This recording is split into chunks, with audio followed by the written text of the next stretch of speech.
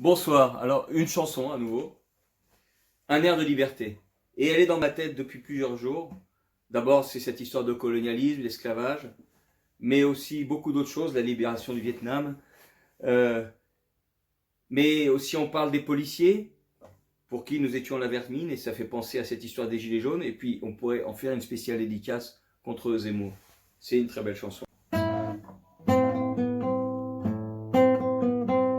Les guerres de mensonges, les guerres coloniales, c'est vous et vos pareils qui en êtes tuteurs. Quand vous les approuviez à longueur de journal, votre plume signait 30 années de malheur. La terre n'aime pas le sang ni les ordures, Agrippa d'Aubigné le disait en son temps. Votre cause déjà sentait la pourriture, et c'est ce fumet-là que vous trouvez plaisant. Ah, monsieur d'Ormesson, vous osiez déclarer qu'un air de liberté flottait sur Saigon, avant que cette ville s'appelle ville Ho Chi Minh. Allongés sur les rails, nous arrêtions les trains.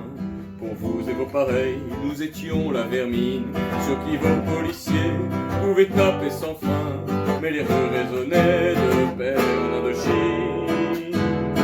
Nous disions que la guerre était perdue d'avance, que 100 000 Français allaient mourir en vain contre un peuple luttant pour son indépendance. Oui, vous avez un peu de ce sang sur les mains. Ah, monsieur d'Ormesson, vous osiez déclarer qu'un air de liberté flottait sur Saigon, avant que cette ville s'appelle ville Ho Chi Minh.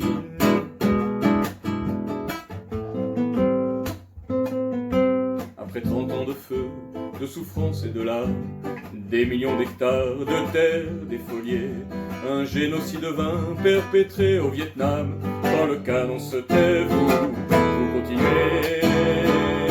Mais regardez-vous donc un matin dans la glace, patron du Figaro, songez à Beaumarchais.